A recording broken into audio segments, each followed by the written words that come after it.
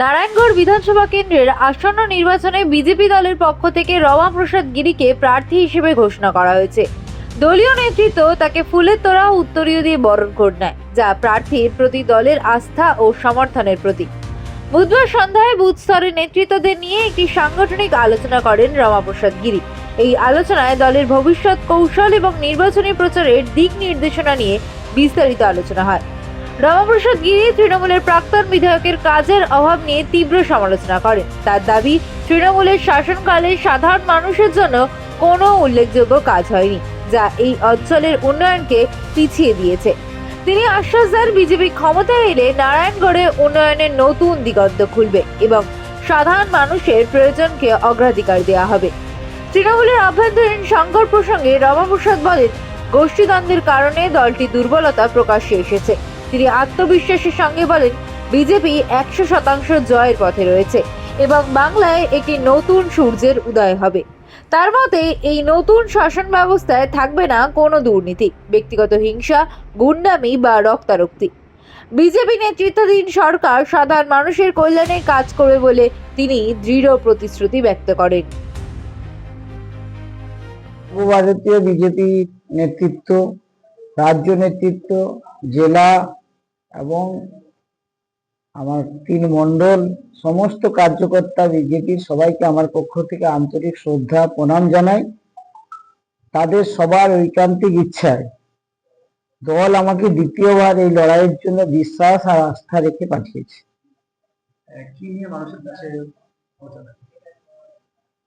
এবছর পরিবর্তনের সরকার হবে।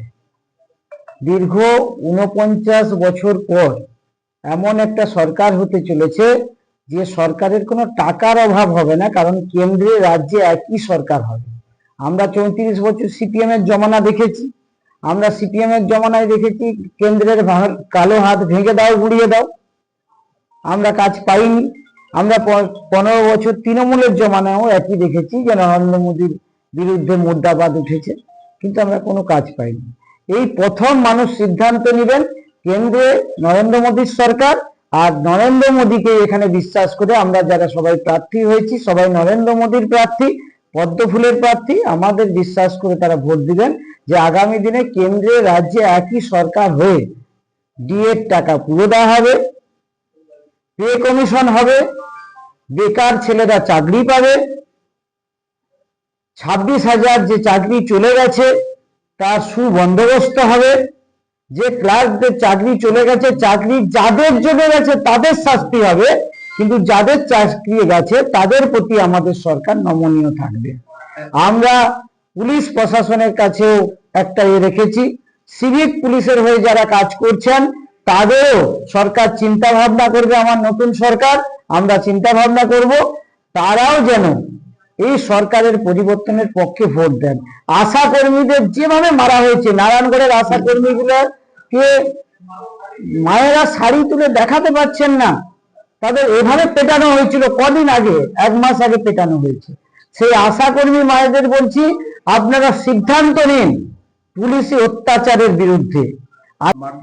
পশ্চিমবাংলা, আমি সবাইকে অনুরোধ করব পশ্চিমবাংলার মানুষকে যে একটা রক্তপাতহীন নির্বাচন হোক। বিহার যদি পারে, ইউপি যদি পারে, উড়িষ্যার তো কথা নেই, তারা সুন্দর করে, তাহলে কেন বাংলা, আমরা আগে ছিলাম, আমরা যে বাংলা এগিয়ে থাকে, তাহলে কেন বাংলা আমরা পারবো না, তাই না? তাই আমাদের কাছে, সবার কাছে, জনগণের কাছে একটা আবেদন আছে যে 15 বছর এই জমানায় সব থেকে যেটা ক্ষতি হয়ে গেছে, এই সমাজের ব্যবস্থার ক্ষতি হয়ে গেছে। বেকার ছেলেদের চাকরি নেই, মদের বিক্রি বেড়েছে, মদের ট্যাক্সের টাকায় এই সরকার চলছে। সরকার যেভাবে যে ভাতাটা দিচ্ছে সেটা আমরা বলছি যে মহিলাদের 3,000 টাকা করে অন্নপূর্ণা ভান্ডার আমরা দেব। মায়েরা ভুল করবেন না, নিজের ঘরে বৌমা আনার জন্য চাকরির ব্যবস্থাটাও করুন, আমরা চাকরি দেব, আপনি 3,000 টাকাও পাবেন। আর 1,20,000 টাকায় কোনো ঘর স্বাভাবিক, গ্রামের ছেলে, আমরা গ্রামের মানুষ, এখানে যারা আছে সবাই আমরা গ্রামের মানুষ। আমার বিধানসভা 16টা অঞ্চল সবই গ্রামীণ অঞ্চল, আমাদের 1,20,000 টাকায় ঘর হয় না।